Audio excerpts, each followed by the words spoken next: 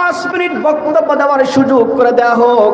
ওয়ালিদ ইবনে মুগিরা বলতে লাগলো, না না না, 5 মিনিট বক্তব্য দেওয়ার যদি সুযোগ করে দেওয়া হয়, এই 2 লক্ষ মানুষ আমার পথে থাকবে না, আমার দিকে থাকবে না। এই 2 লক্ষ মানুষ আব্দুল্লাহর বেটা মুহাম্মদ সাল্লাল্লাহু আলাইহি সাল্লামের দিকে চলে যাবে। এটা আওয়াজ করে বলা যাবে না সুবহানাল্লাহ। আল্লাহর নবীর বয়স যখন 9 বছর, হালিমাতুস সাদিয়ার বাড়িতে, হালিমাতুস সাদিয়ার বাড়িতে বেড়াতে গেলেন। আল্লাহর নবী সাল্লাল্লাহু আলাইহি ওয়াসাল্লাম একটা ফাঁকা ময়দানে দাঁড়ানো ছিল। হালিমাতুস সাদিয়া রাদিয়াল্লাহু তাআলা আনহা তার কাছে এসে বলল, বাবা মুহাম্মদ, কি চিন্তা করো? তোমার তো চিন্তাগ্রস্ত দেখা যায়, বলো বলো কি চিন্তা করো বলো। নবীজি বলতে লাগলো, দুধমা হালিমাতুস সাদিয়া, আপনি জানেন না আল্লাহ সুবহানাহু ওয়া তাআলা আমার এমন পাওয়ার দিয়েছেন, আমি জমিনে দাঁড়াই, বিসমিল্লাহ বলে যখন আমার চোখটা যখন প্রথম আসমানের দিকে আমি তাকাই, প্রথম আসমানের ভিতরে যা আছে সব দেখতে পাই। দ্বিতীয় আসমান আমার সামনে তুলে ধরা হয়, দ্বিতীয় আসমানের ভিতরে যা আছে আমি দেখতে পাই। এমনি করে সপ্তম আসমান ভেদ করে, সিদরাতুল মুনতাহা ভেদ করে আল্লাহ সুবহানাহু ওয়া তাআলা লাওহে মাহফুজ দেখতে পাই। লাওহে মাহফুজের ভিতরে একটা কলম ঝুলন্ত অবস্থায় রয়েছে, সেই কলমটা আমি নবী সাল্লাল্লাহু আলাইহি সাল্লাম আল্লাহ তাআলা আমাকে দেখার সুযোগ করে দিয়েছে। এটা আওয়াজ করে বলা যাবে না সুবহানাল্লাহ। আল্লাহর নবী সাল্লাল্লাহু আলাইহি ওয়াসাল্লাম এবারে সাফা এবং মারওয়ার ময়দানে ওই প্রান্তরে দাঁড়িয়ে রয়েছেন। ওয়ালিদ ইবনে মুগিরা বলতে লাগলো, 5টা মামলা দায়ের করে দিলাম, 5টা মামলার ভিতরে সবগুলো আমি খারিজ করে দিব, মামলা খারিজ হয়ে যাবে। একটা প্রশ্ন তোমাকে করব, একটা প্রশ্নের উত্তর যদি তুমি দিতে পারো তাহলে মামলা আমি ঢিসমিস করে দিব, মামলা খারিজ করে দেওয়া হবে। আল্লাহর নবী সাল্লাল্লাহু আলাইহি সাল্লাম বলতে লাগলেন, ও ওয়ালিদ ইবনে মুগিরা, 5টা মামলা আমার নামে করেছ, মামলা একটা প্রশ্ন উত্তর যদি আমি দিতে পারি মামলা ডিসমিস হয়ে যাবে। দেরি করো না, দেরি করো না, তোমার মামলা ডিসমিস করার জন্য একটা প্রশ্ন করবে, আর দেরি করো না, দ্রুত আমার কাছে তুমি প্রশ্ন করো। এটা আওয়াজ করে বলা যাবে না সুবহানাল্লাহ।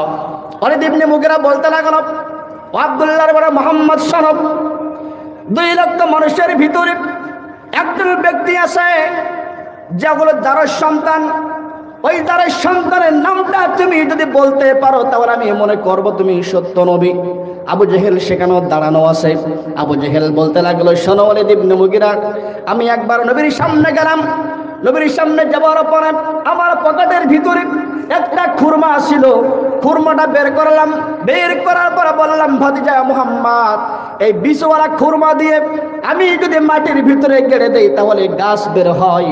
এই খুরমার বিচি আমি বের করে নিলাম, এই বিচিবিন খুরমা থেকে তুমি যদি গাছ বের করতে পারো তাহলে আমি মনে করব তুমি সত্য নবী। আল্লাহ নবী চিন্তায় পড়ে গেলেন। আল্লাহ তাআলা বললেন, যাও যাও ফেরেশতা জিবরাইল চলে যাও, আল্লাহর নবীর কাছে চলে যাও, নবীর কাছে চলে যাও। যাওয়ার পর নবীকে কানে কানে শুনিয়ে দাও যে আল্লাহ তাআলা বিচিওয়ালা খুরমা থেকে গাছ বের করতে পারে, সেই আল্লাহ বিচিবিহীন খুরমা থেকেও গাছ বের করতে পারে। এটা আওয়াজ করে বলা যাবে না সুবহানাল্লাহ। আল্লাহর নবী সাল্লাল্লাহু আলাইহি ওয়াসাল্লাম বিচিবিল খুরমাটা নিলেন, বিসমিল্লাহ বললেন, বিসমিল্লাহ বলে এই বিসমিল্লাহর কি বরকত আমি বলছি একটু পরে। বিসমিল্লাহির রহমানির রহিম বলে যখন বালুর ভিতরে গেড়ে দিলেন, গাড়তে দেরি হলো, আল্লাহ তাআলার সাথে সাথে একটা তরু তাজা গাছ বের করে দিলেন। ওই গাছের ভিতরে আল্লাহ সুবহানাহু ওয়া তাআলা 3 ধরনের ফল আল্লাহ তাআলা দান করে দিলেন। এটা আওয়াজ করে বলা যাবে না সুবহানাল্লাহ। বিসমিল্লাহর বরকত ইমাম আজম আবু হানিফা রাহমাতুল্লাহি আলাইহি জীবনে আপনারা পড়বেন, তার বইয়ের ভিতরে, তার জীবনের ভিতরে একটা সুন্দর ঘটনা তিনি লিখে গেছেন, তিনি লিখেছেন, তিনি বলেছেন, ইমাম আজম আবু হানিফা রাহমাতুল্লাহি আলাইহির জামানায় একজন মেয়ে ছিল, ইহুদির মেয়ে। ওই ইহুদির মেয়ে মুসলিম মেয়ের সাথে চলাফেরা করে, লেখাপড়া শিখে মুসলিম মেয়ের সাথে তার সঙ্গে একটা বান্ধবীর সম্পর্ক হয়ে গেল। একদিন ইহুদির মেয়ে বলতে লাগলো, বান্ধবী, তার নাম হলো ফাতিমা, বলতে লাগলো, ফাতিমা, তুমি যে মুখে সব সময় বিসমিল্লাহির রহমানির রহিম পড়ো, এটা কিসের জন্য পড়ো বলো? ফাতিমা বলতে লাগলো, শোনো বান্ধবী, এই বিসমিল্লাহর এমন বরকত আল্লাহ তাআলা দান করে দিয়েছেন। একবার যখন বিসমিল্লাহ বলে কোন কাজ যদি শুরু করা হয় সেই কাজটা আল্লাহ তাআলা তার জন্য সহজ করে দেয়। ওই ইহুদির মেয়ে বাড়ি চলে গেল, চাউল নেবার সময় বিসমিল্লাহ, চাউলটা ধোয়ার সময় বিসমিল্লাহ, রান্না করার সময় বিসমিল্লাহ, চুলায় আগুন জ্বালানোর সময় বিসমিল্লাহ। ইহুদির ওই মেয়ের বাবা বাড়িতে আসলো দুপুর বেলায়, খানা খাওয়ার সময় যখন হয়ে গেল, খানা খাওয়ার সময় যখন পিড়া পেতে যখন বসা হলো, ইহুদির মেয়ে বিসমিল্লাহির রহমানির রহিম বলে পাতিলটা বাবার সামনে যখন দিয়ে দিলেন, বিসমিল্লাহ বলে তার মুখ থেকে যখন সরাটা নামালেন, নামানোর পরে দেখতে পেল এক পাতিল ভাত হয়ে আসে। ইহুদি বলতে লাগলো, মা আজ মনে হয় বেশি চাউল তুমি রান্না করেছো। মেয়ে বলতে লাগলো, না বাবা না, আমি চাউল বেশি রান্না করি নাই, প্রত্যেক দিন যে পরিমাণ চাউল রান্না করতাম সেই পরিমাণ চাউল রান্না করেছি, কিন্তু আজ একটা আমল করলাম, বিসমিল্লাহির রহমানির রহিমের আমল করে আমি যখন পাতিলের ভিতরে চাউলটা আনিলাম, ধোয়ার সময় বললাম বিসমিল্লাহ, ওই চুলার উপরে রান্না করানোর সময় বললাম বিসমিল্লাহ, রান্না হয়ে যাওয়ার পরে পাতিলটা নামানোর সময় বললাম বিসমিল্লাহ, পাতিলটা আপনার সামনে যখন খানার জন্য দেয়া হলো, পাতিলটার মুখের সরা যখন আগলা করলাম তখন বললাম বিসমিল্লাহ। এই বিসমিল্লাহর বরকতে ওই পাতিলটার ভিতরে পরিপূর্ণ ভাত আল্লাহ তাআলা দান করে দিয়েছেন। এটা আওয়াজ করে বলা যাবে না সুবহানাল্লাহ? ইহুদির মাথা খারাপ হয়ে গেল, কি করা যায়? মেয়ে তো মুসলমানের তন্ত্র মন্ত্র নিয়ে চলে, এই মেয়েকে কিভাবে ধ্বংস করা যায়, মেয়েকে কিভাবে মেরে ফেলা যায়, কতল করা যায়, হত্যা করা যায়। তার মাথা খারাপ হয়ে গেল, তার পাদ্রীর কাছে চলে গেল, গুরুর কাছে চলে গেল। যাওয়ার পরে বলল, গুরু আমার মেয়ে মুসলমানের তন্ত্র মন্ত্র নিয়ে বেঁচে থাকে, মুসলমানের তন্ত্র মন্ত্র পাঠ করে, আমার মেয়েকে দুনিয়াতে আমি আর বাঁচিয়ে রাখতে চাই না। ওই গুরু একটা বুদ্ধি দিল, যাও যাও যাও চলে যাও, পাহাড়ি অঞ্চলে যাবে। পাহাড়ি অঞ্চলে যাওয়ার পরে একজন বড় সাপুরি আছে, তার কাছ থেকে 5টা বড় বড় বিষধর সাপ নিবে, একটা পাতিলের ভিতরে ঢোকাবে, পাতিলের মুখটা আটকে দিবে, তোমার মেয়ের কাছে নিয়ে বলবে, মেয়ে আমার বন্ধু তোমাকে তোমার জন্য বিদেশ থেকে খাদ্য পাঠিয়েছেন, মিষ্টি পাঠিয়ে দিয়েছেন, এই মিষ্টিটা তুমি গ্রহণ করো, মিষ্টিটা খেয়ে নাও। তোমার মেয়ে যখন ওই পাতিলের ভিতরে হাতটা ঢোকাতে দেরি হবে, ওই বিষাক্ত সাপ দংশন করতে দেরি করবে না, আর দংশন করার সাথে সাথে তোমার মেয়ে 1 মিনিটের ভিতরে দুনিয়া থেকে বিদায় হয়ে যাবে। এটা আওয়াজ করে বলা যাবে না নাউজুবিল্লাহ? ইহুদি পরামর্শের মোতাবেক সাপটা নিয়ে, 5টা সাপ নিয়ে পাতিলটা মুড়িয়ে তার বাড়ি চলে গেল। মেয়েকে ডাক দিয়ে বলল, গীতা ও মা, এই পাতিলটা ধরো, পাতিলটার ভিতর থেকে আমার বন্ধু তোমার জন্য মিষ্টি পাঠিয়ে দিয়েছেন, এই মিষ্টিটা তুমি গ্রহণ করো, মিষ্টিটা খেয়ে নাও।